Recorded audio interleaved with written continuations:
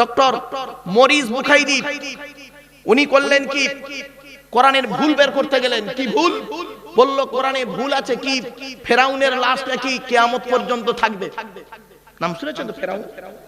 ফেরাউনের লাশ কিয়ামত পর্যন্ত থাকবে। ডক্টর মরিস বুখাইরি উনি করলেন কি, গবেষণা শুরু করলেন কোরআনের ওই আয়াতকে নিয়ে। 11 পারায় সূরা ইউনূসের আয়াতকে নিয়ে গবেষণা করলেন। কখন?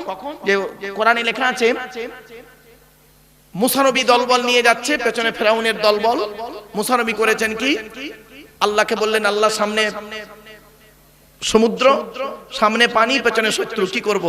তো আল্লাহ বললেন, তুমি তোমার হাতের লাঠিটা ফেলে দাও। মুসা নবীর হাতে একটা লাঠি ছিল, নাম শুনেছেন? আচ্ছা, ওই লাঠিটা মুসা নবী কোথায় পেলেন?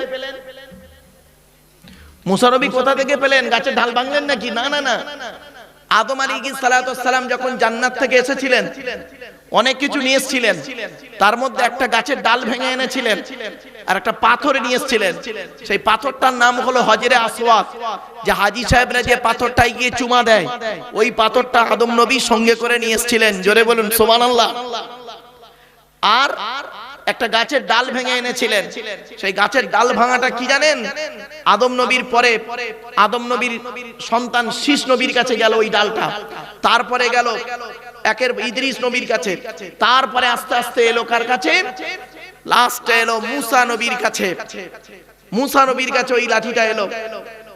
মুসা নবীর কাছে যখন এলো, তার কারামতি, এই মুজিজা, ওই লাঠির মুজিজা মুসা নবীর মাধ্যমে আল্লাহ পাক দেখিয়ে দিলেন। সেই জান্নাতের গাছের ডাল ভাঙা, ওই ডালটা ভাঙা, ওই লাঠিটা। ভাববেন না যে ওই যাইতাই লাঠি ওটা। তো মুসা নবী বললেন, আল্লাহ আমি কি করব এমন সময়? তখন আল্লাহ পাক বললেন, মুসা তুমি এক কাজ করো, তোমার হাতে যে লাঠিটা আছে ওই লাঠিটা ফেলে দাও। যেই ফেলে দিল, 12টা রাস্তা হয়েছিল। কটা রাস্তা বাবা? 12টা রাস্তা হলো। প্রত্যেক রাস্তা দিয়ে দলবল চলে গেল। মুসা নবী ওপারে পার হয়ে গেল। তারপর আল্লাহ পাক বললেন, মুসা এবারে লাঠিটাকে তুলে নাও। যেই তুলে নিল, পানি একত্রিত হয়ে গেল। ফেরাউনের দলবল তখন মাঝখানে, ফেরাউনের দলবল মাঝখানে, পানিতে ডুবে মরে গেল। ফেরাউনের দলবল যখন মরে যাচ্ছিল, ফেরাউন নিজে তখন কি বলছিল শোনো। ফেরাউন নিজে তখন বলছিল, ক্বালা আমানতু আন্নাহু লা ইলাহা ইল্লাল্লাযী আমানাত বিহি বানু ইসরাঈল ওয়া আনা মিনাল মুসলিমিন। আমি ঈমান আনছি তার উপরে, বনি ইসরাঈলরা যার উপরে ঈমান এনেছে আমি তাকে বিশ্বাস করছি। তখন আল্লাহ পাক বললেন, আল আনা ক্বাদ আসাইতা ক্বাবলু ওয়া কুনতা মিনাল মুফসিদিন। আল্লাহ পাক বললেন, এই তো কিছুক্ষণ আগে তুই আমার বিরোধিতা করছিলিস, ঠিক আছে? আমি আল্লাহ আজকের করলাম কি, তোর দেহটাকে ফালিয়াউমা নুনাজ্জিকা বিবাদানিকা লিতাকুনা লিমান খালফাকা আয়া ওয়া ইন্না কাসীরাম মিনান নাসি আন আয়াতিনা লাগাফিলুন।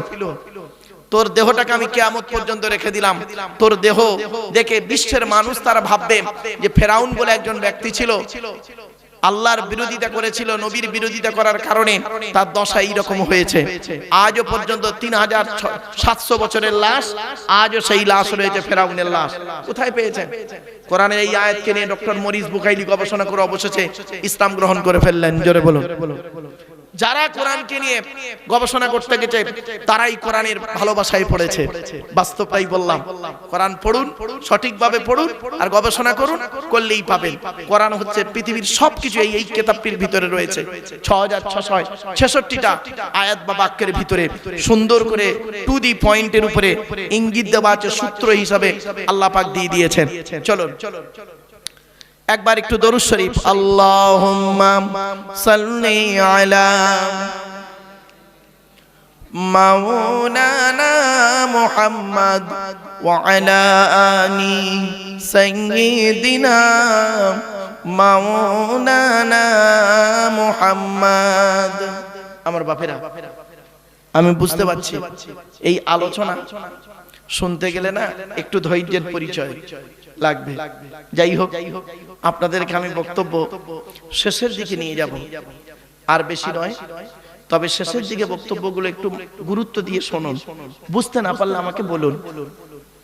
কিয়ামতের মাঠে আল্লাহ পাক আমাদেরকে দুই দিকের প্রশ্ন করবে। কদিকে? বাবা, এ বাবা, তুই বাদামটা খেয়ে নে, খেয়ে নে, ভালো হবে।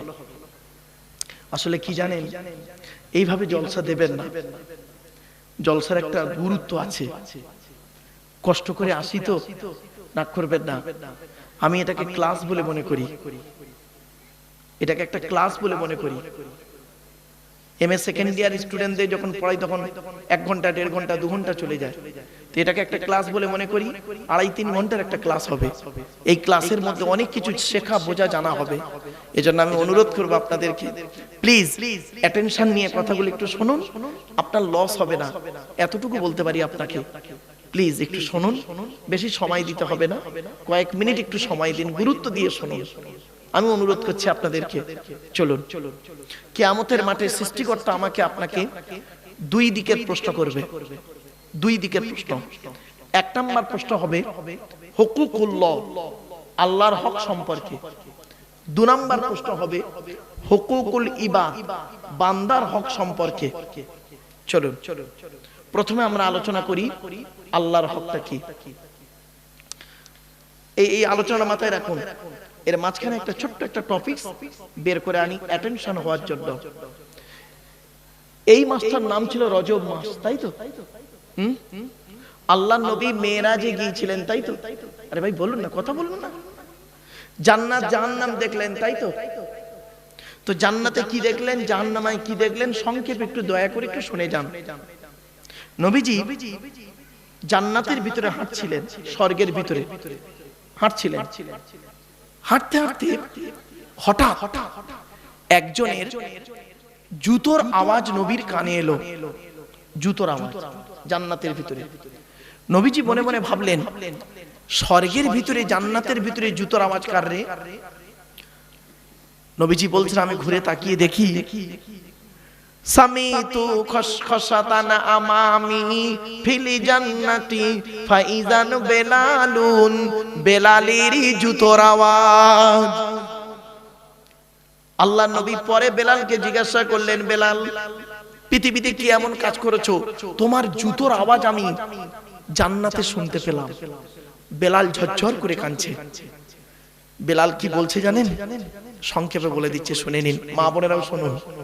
বেলাল বলছে, হে নবী, পৃথিবীতে তেমন কোনো কিছু করতে পারিনি আমি, তবে 2টো কাজ করি। কি? 1 নাম্বার, জীবনে কোনোদিন বেশিক্ষণ নাপাক অবস্থায় থাকি না। ভাষা বুঝতে পারলেন? নাপাক অবস্থায় আমি বেশিক্ষণ থাকি না। বলছে কি করো? বলছে, হে নবী, দেহ থেকে যখন নাপাক হয়ে যায় তখন অজু গোসল তায়াম্মুম যেটার প্রয়োজন সেটা করে আমি সঙ্গে সঙ্গে নাপাক থেকে পাক হয়ে যাই। কেন? কারণটা কি? বলছে, আমি ওই নাপাক অবস্থায় যদি মারা যাই, নাপাক দেহ নিয়ে, অপবিত্র দেহ নিয়ে সৃষ্টিকর্তার সামনে কিভাবে দাঁড়াবো? আর আপনি কি করেছেন? স্বামী স্ত্রী রাত 12টার সময় নাপাক হয়েছেন, পরের দিন বেলা 2টোর সময় গোসল করছেন বাজার ঘুরে এসে, এই নাপাক দেহ নিয়ে বাজার করলেন, সবকিছু করে এসে আপনি কাজ করছেন, গোসল করছেন। আবার কি? গোসলের 3টে ফরজ, গড়গড়া সহ কুল্লি করা, নাকের নরম গোস্ত পর্যন্ত পানি পৌঁছানো, সারা শরীরটা ভালো করে ধৌত করা, 3টি আদায় করলেন না, আপনি পাক হয়ে গেলেন। আগে নাপাক থেকে পাক হন, 1 নাম্বার। 2 নাম্বার, নবী বেলাল বলছেন, হে নবী, আমি নাপাক থেকে পাক হয়ে মসজিদে নববীতে ঢুকে 2 রাকাত তাহিয়াতুল ওযুর নামাজ আদায় করি। এই নাপাক শব্দটা যখন এলো, শুনে নিন, আল্লাহর নবী একদিন রাস্তা দিয়ে যাচ্ছে কিছু সঙ্গীকে নিয়ে, 2 কবরের মাঝখানে নবী দাঁড়িয়ে গেলেন। বুখারীর হাদিস, 2 কবরের মাঝখানে দাঁড়িয়ে গেলেন নবীজি। নবীজি বলেন, এই দাঁড়াও দাঁড়াও দাঁড়াও দাঁড়াও দাঁড়াও, সব দাঁড়াও দাঁড়াও। এই 2 কবরবাসীর জন্য আমার একটু দোয়া চাইবো আল্লাহর কাছে। কবরবাসীদের উদ্দেশ্যে জলসা না? হ্যাঁ, কবরে ঢুকবেন তো? ঢোকার আগে শুনে নি, যারা গেছে একবারও ফিরে আসেনি, যদি একটা ফিরে আসতো না, একজন 1 পিস ওই কাপন পরা অবস্থায় যদি এসে মাইকের সামনে বলতো, ভাই রে এত মার মারছে, কোনো ব্রেক দিচ্ছে না, কথায় কথায় মারছে, সবকটা জলসার প্যান্ডেলে ঢুকে যেত, মসজিদ আর ভর্তি হয়ে যেত। চলুন, এই বিশ্বাসটার নাম হলো ঈমান। চলুন, নবীজি বললেন, দোয়া করলেন নবীজি, নিজে কাঁদলেন, সাহাবীদেরকেও কাঁদালেন। মোনাজাত শেষ, নবীজি বললেন, এই ওই খেজুর গাছ না ওটা? জি। খেজুর গাছের দুটো ডাল ভেঙে আনো তো। খেজুর গাছের দুটো ডাল ভেঙে আনা হলো। নবীজি করলেন কি, দুটো কবরে দুটো খেজুর গাছের ডাল পুঁতে দিলেন। আপনাদের এলাকায় কবরে খেজুর গাছের ডাল পোঁতেন? এই হলো ইতিহাসটা, শুনে নিন, এই প্রথম ইতিহাস। এখন সাহাবীরা সঙ্গে যারা ছিলেন তারা বললেন, হে নবী, আপনি দয়া করে একটু খুলে বলুন। হঠাৎ দুই কবরের মাঝখানে দাঁড়ালেন, কাঁদলেন, কাঁদালেন, আবার দুটো খেজুর গাছের ডাল পুঁতে দিলেন কেন? নবীজি বললেন, শোনো, এই দুই লোকের কবরে কঠিন শাস্তি হচ্ছে, আল্লাহ আমাকে দেখাচ্ছেন, আমি দেখতে পাচ্ছি। তখন একজন ব্যক্তি বললেন, হে নবী, পৃথিবীতে এই দুই ব্যক্তি কি এমন কাজ করত যাদের জন্য কবরে শাস্তি পাচ্ছে? এক নাম্বার নবীজি বললেন, শোনো, প্রথম লোকটা করত কি, পেশাব ফিরে পানি নিত না, নাপাক অবস্থায় জীবন যাপন করত। এই মুসলিম যুবক ছেলে, বাড়ি থেকে ভেবো। দুই নাম্বার লোকটা করত কি, নামিমা, পরনিন্দা, পরচর্চা, কথা লাগালাগি, চুগলখড়ি করত। এর কথা না ওকে লাগাতো, ওর কথা না ওকে লাগাতো, ওরা মারামারি করতো, মাঝখান দিয়ে বসে মজা লুটতো। এই ধরনের মানুষ দু নাম্বার লোকটা ছিল। বাড়িতে গিয়ে ভাববেন, চলুন। আল্লাহর নবী মেরাজে গেলেন, বেলালের জুতার আওয়াজ পেলেন, অনেক কিছু দেখেছিলেন, আমি বুঝতে পেরেছি, এবারে চলুন জাহান্নামায় কি দেখলেন, এটা খুব ইম্পর্টেন্ট।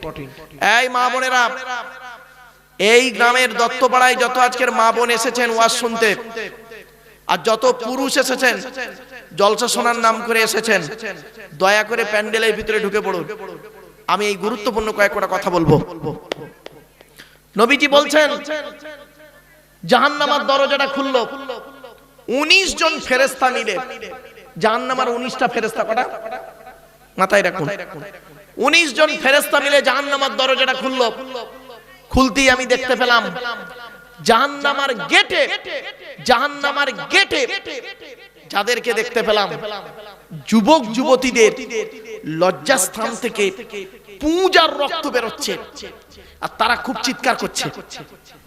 আল্লাহর নবী বললেন, আমি জিবরাইলকে জিজ্ঞাসা করলাম, মান হাউলাকি ইয়া কি জিবরাইল, ও ভাই জিবরাইল, এরা কারা?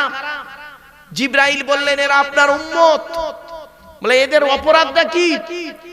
জিবরাইল বললেন, এরা হলো পৃথিবীতে জেনাকারী, ব্যভিচারকারী নারী আর পুরুষ। হে জলসা কমিটি, জলসা দেন ভালো কাজ, কিন্তু দয়া করে জলসা দেওয়ার আগে মেলা বসাবেন না। আর দু নাম্বার কথা বলে যাচ্ছি, অনুরোধ করছি আপনাদেরকে, জলসা কমিটি স্ট্রং হয়ে একটাই কথা বলবেন, যত মেয়ে ছেলে এসেছে প্রত্যেক মেয়েকে বলবেন, দয়া করে আপনি আপনার প্যান্ডেলে যান, নইলে বাড়ি চলে যান।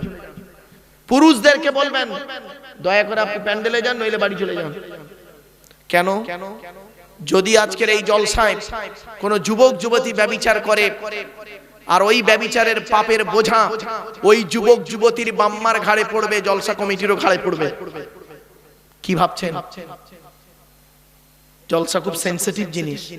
আমরা তো জলসাটাকে ক্যাজুয়াল মনে করি, কিন্তু না, ক্যাজুয়াল জিনিস নয়, এটা সিরিয়াসলি ম্যাটার। চলো না, গিয়ে যাচ্ছি।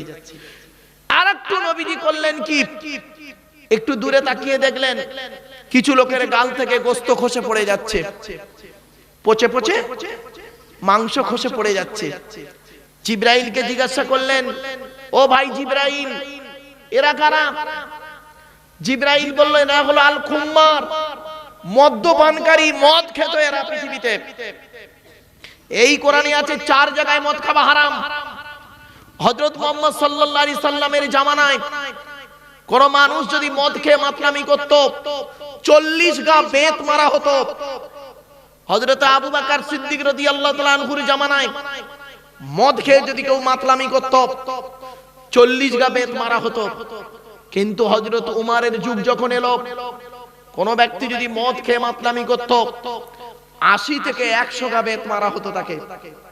আপনি কি ভাবছেন? এরই নাম কোরআন, অ্যাকর্ডিং টু ইসলামিক ল, আল্লাহর বিধান। শুধু তাই নয়, ব্যভিচার করা তো দূরের কথা, ব্যভিচারের ধারে বাড়ে তোমরা যেও না, কোরআন বলছে। ব্যভিচার করলে কি শাস্তি? মা বোনেরা শুনে নিন, রাসূলুল্লাহ বলেছেন কোরআনের দলিল, আয-যানিয়াতু ওয়াজ-যানি ফাজলিদু কুল্লা ওয়াহিদিন মিনহুমা মিয়াতা জালদা। ব্যভিচারকারী নারী হোক আর পুরুষ হোক, নো কনসিডার, নো কনসেশন, কোনো দয়া মায়া চলবে না, 100টা বেত মারা হবে। যুবক যুবতী যদি ব্যভিচার করে, এই ছেলে এই জেনা না করে বিয়ে করো।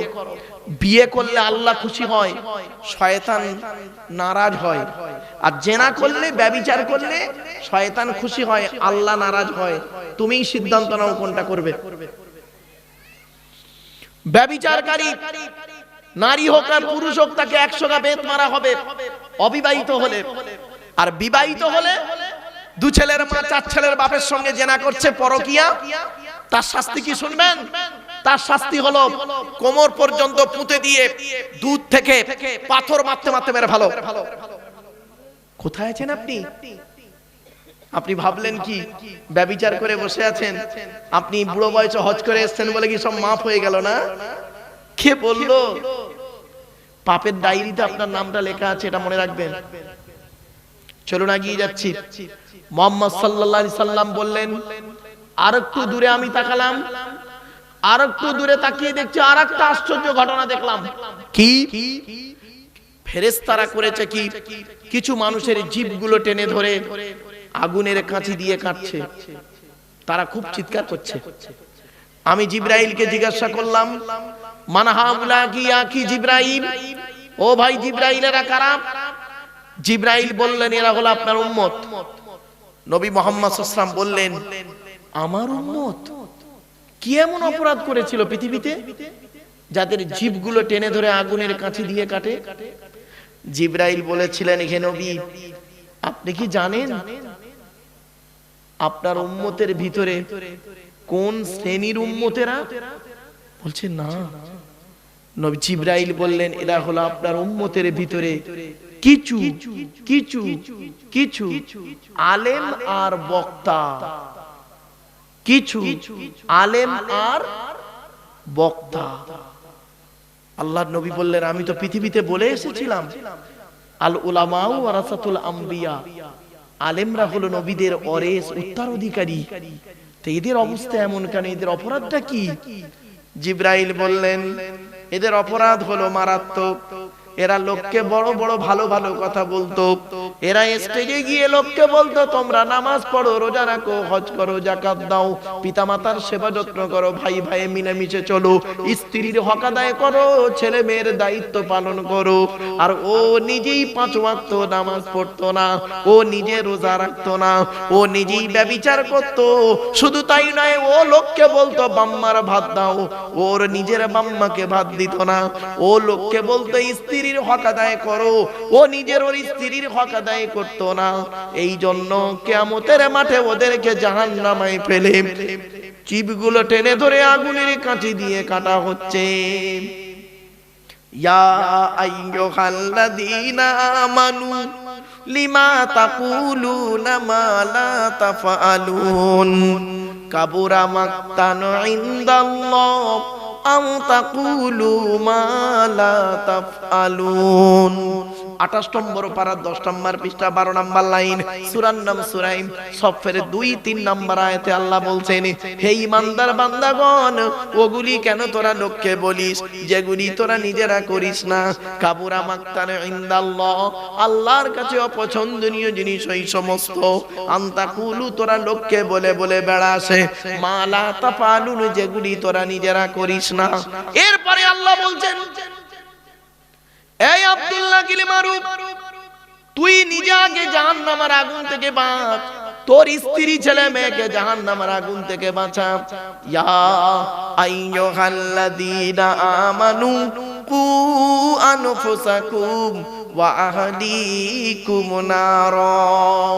28 নম্বর পারার 19 নম্বর পৃষ্ঠার 12 নম্বর লাইন, সূরার নাম সূরা তাহরীমের 6 নম্বর আয়াত। হে ঈমানদার বান্দাগণ, তোরা নিজে আগে জাহান্নামের আগুন থেকে বাঁচ, স্ত্রী ছেলে মেয়েকে জাহান্নামের আগুন থেকে বাঁচা। ও দত্তপাড়ার মানুষেরা শুনে নিন, বাবাজি ঠিক বললাম তো নাকি? হ্যাঁ বাবা, দত্তপাড়ার মানুষেরা শুনে রেখে দিন, আপনাদের তো বিচার কমই হয়ে যাবে। আপনাদের জিজ্ঞাসা আল্লাহ কম করবে, ধরবে তো আমাকে কিয়ামতের মাঠে। আপনাদের কি কি প্রশ্ন করবে আল্লাহ শুনে নিন।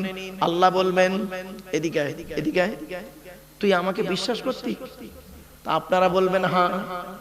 আমি মুহাম্মদকে কোরআন দিয়ে পাঠিয়েছিলাম, বিশ্বাস করেছিলিস? আপনারা কি বলবেন? হ্যাঁ। তা আমি কোরআনে লিখে দিয়েছিলাম নামাজ পড়তে, রোজা রাখতে, করেছিলিস? আপনি কি বলবেন? আল্লাহ, মাঝে মাঝে নামাজ পড়েছি, মাঝে মাঝে রোজা রেখেছি, মাঝে মাঝে আবার ছেড়েও দিয়েছি, আপনি দয়ালু, দয়াবান, একটু মাফ করে দিন। তা আল্লাহ তখন বলবেন, কার জন্য ছাড়লি? নামাজ পড়তে পারলিনি কেন? কন্টিনিউ করলিনি কেন? কি কারণে করলিনি বল। তখন আপনি কি বলবেন? আল্লাহ, বউ বাচ্চার মুখে অন্ন জোগানোর জন্য, পিতামাতার অন্ন জোগানোর জন্য, নিজের পেটের জন্য কাজের চাপে করতে পারিনি। তখন আল্লাহ বলবেন, ও তোর বউ বাচ্চাকে খাওয়ানোর জন্য, তোর বাম্মাকে, ছেলে মেয়েকে, ভাই বোনকে খাওয়ানোর জন্য তুই নিজের এই নষ্ট করলি? তা এই কিয়ামতের মাঠে ওদের কাউকে দেখতে পেয়েছিস? ওদের কাউকে দেখতে পেলি?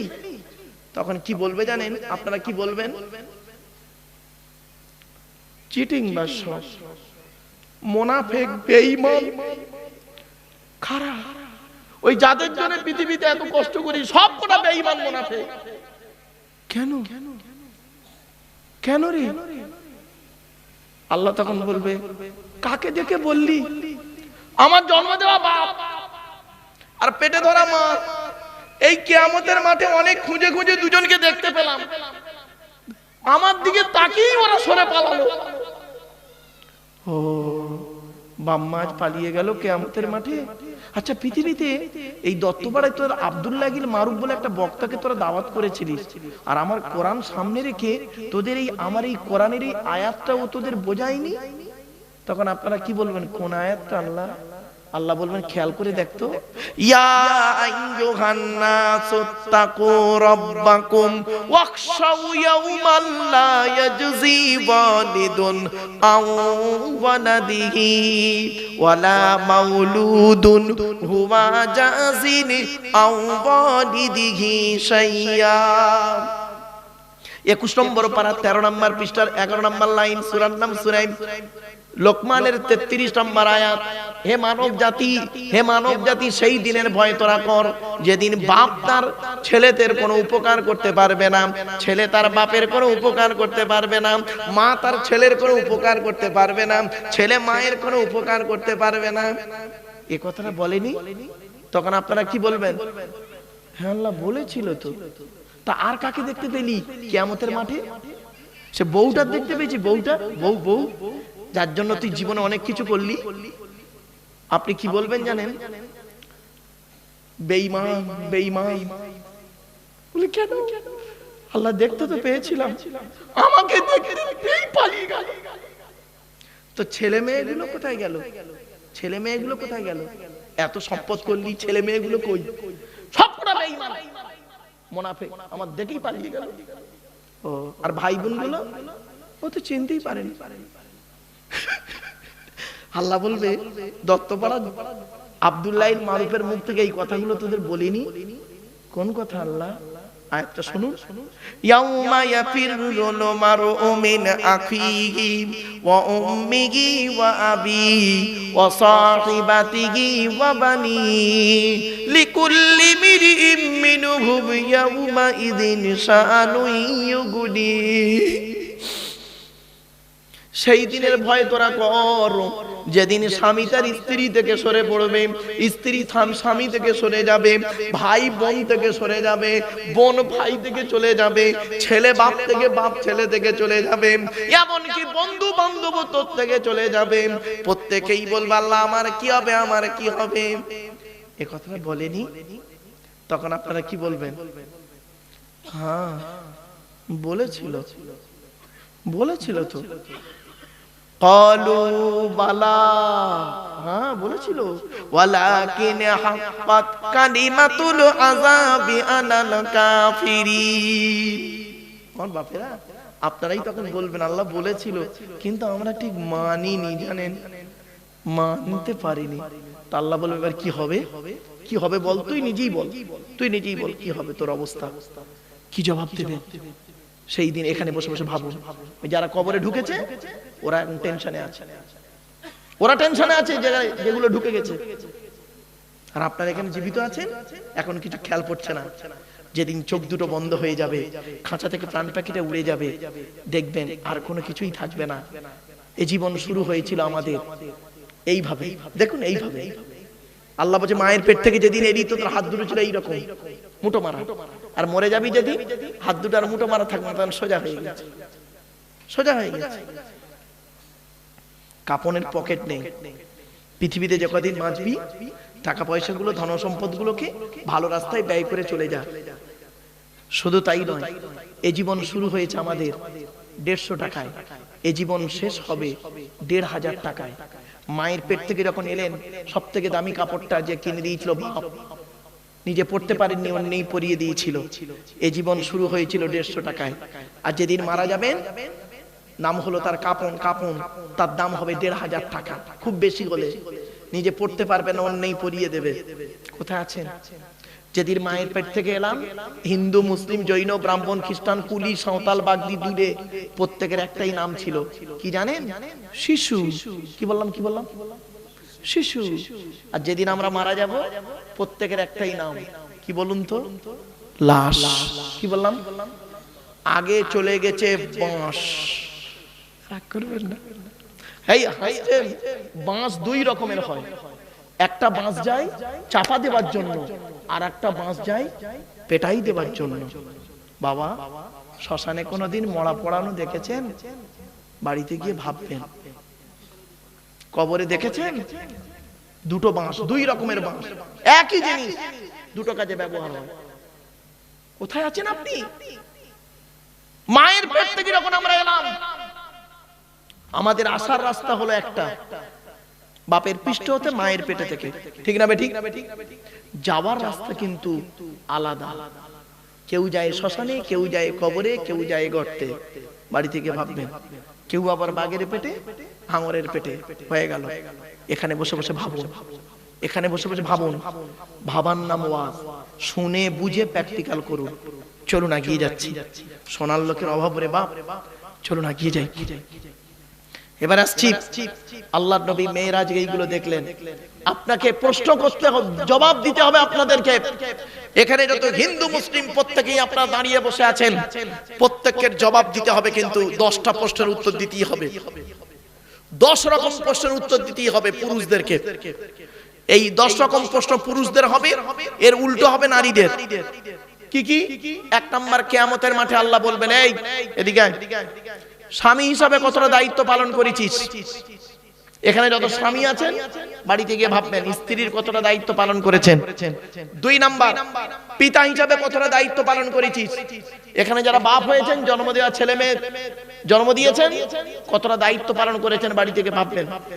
3 নাম্বার, ভাই হিসাবে কতটা দায়িত্ব পালন করেছিস? বোনের ফারাই যে অংশগুলো দিয়েছিলিস। 4 নাম্বার, ছেলে হিসাবে কতটা দায়িত্ব পালন করেছেন? পিতামাতার হক আদায় করেছেন? আগে ভালো ছেলে হন, পরে ভালো জামাই হবেন। আমরা এখানে যা আছি, ভালো জামাই হতে পেরেছি, ভালো ছেলে হতে পারিনি। আমার শ্বশুর আমাকে বলে আমার জামাই খুব ভালো, আমার শাশুড়ি আমাকে বলে আমার জামাই খুব ভালো। আর আমার জন্ম দেওয়া বাপটা কি বলে জানেন? ও জন্ম দিয়ে পাপ করেছি। পেটে ধরা মাটা কি বলে শুনবেন? পেটে ধরে ভুল করেছি। কেন? কেন? বাড়ি থেকে ভাববেন। 75 বছরের বুড়ো বাপ, 75 বছরের বুড়ো বাপটা যদি 50 বছরের ছেলেটাকে একবার আব্বা বলে ডাকে, জানবেন 75 বছরের বুড়ো বাপের আব্বা ডাকটা হলো আল্লাহর রহমতের আরশে আজিমের ডাক। বাড়ি থেকে ভাববেন। 5 নাম্বার হলো চাচা হিসেবে কতটা দায়িত্ব পালন করেছেন? এখানে যদি চাচা বা কাকা বসে আছেন, বাপ মারা গেছে, চাচা বেঁচে আছে, ছোট ছোট ভাইপোদের সম্পত্তি নিজের নামে রেকর্ড করে নিয়ে বসে আছেন, তাই না? চলুন কবরে, ওই মাঠে দেখা হবে। 6 নাম্বার হলো খুব ইম্পর্টেন্ট,